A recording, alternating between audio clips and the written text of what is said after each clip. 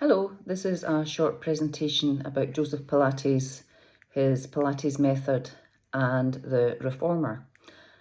Joseph Pilates was born in 1883 and died in 1967 at the age of 83. Joseph Pilates was born and was quite a sickly child initially, but he decided that he wanted to try and make himself more fit, mobile and healthier, and so pursued exercises to get him there. He was suffering from asthma, rickets and rheumatoid fever, which left him small in build and very slight.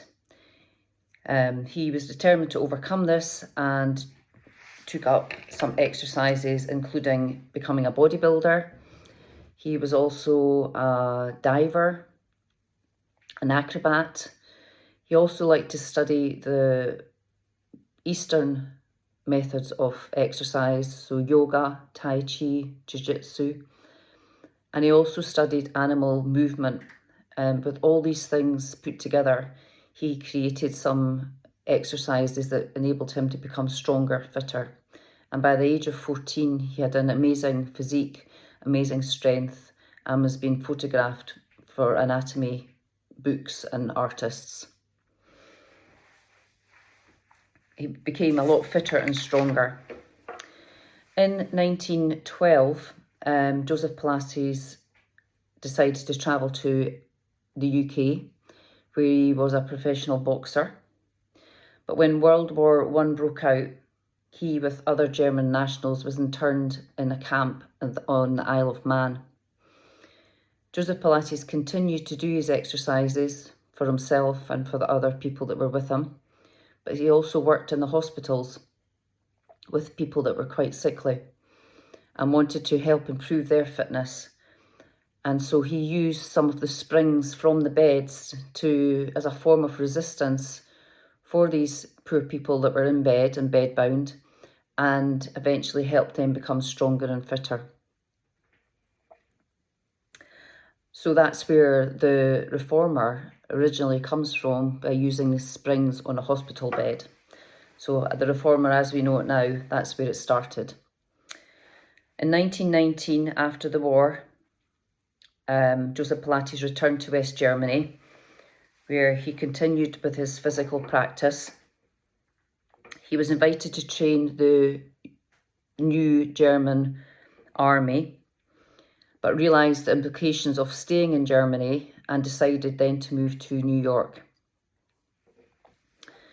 And he travelled to New York in 1926. Joseph Pilates travelled by sailing boat, and when he was there, he met his wife. Well, we're not sure whether he was actually his wife, but his partner, Clara. Joseph Pilates and Clara set up their first Pilates studio on 8th Avenue in New York. He had a variety of diverse people coming in through the studio to try all the different types of exercises, from the New York elite, gymnasts, dancers, circus performers.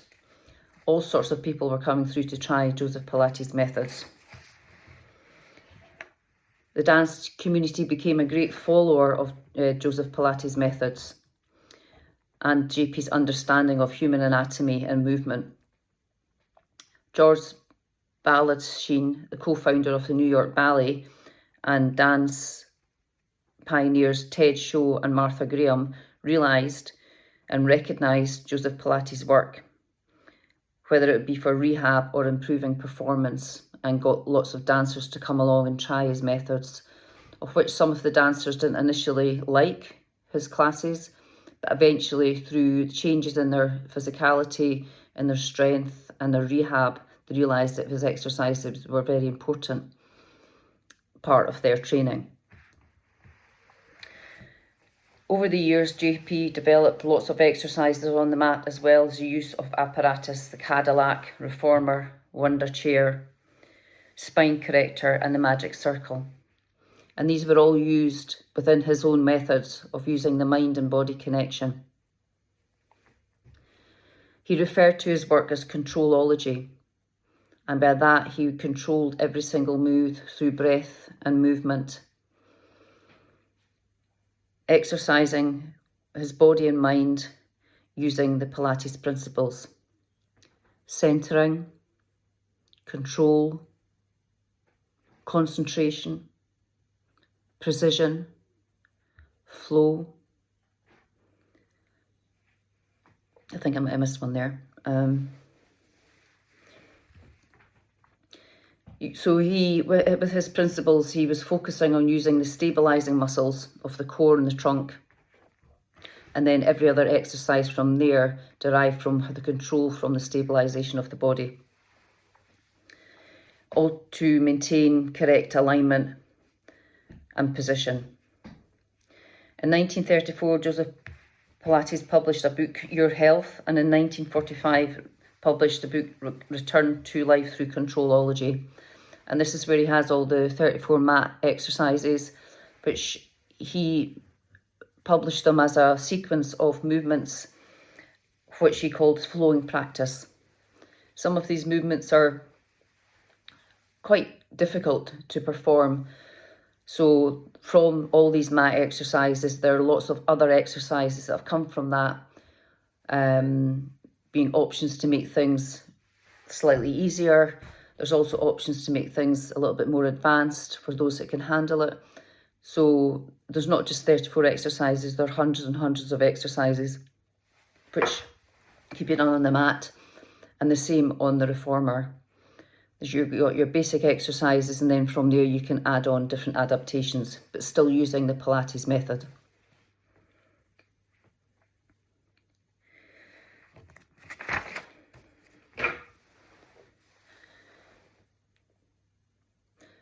Joseph Pilates' work and his teachings live on through a group of elders who were closely working with Joseph Pilates and then went on to work on their own, always teaching Joseph Pilates' methods to their own students and participants, of which is now trickled down to all the instructors who teach Pilates now.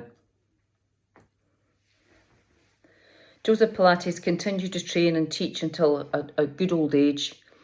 He died of emphysema in New York at age 83. But up until he did die, he was a very fit man, and there's photographs to prove in his elderly age how strong and muscular he was. Pilates came over to the UK.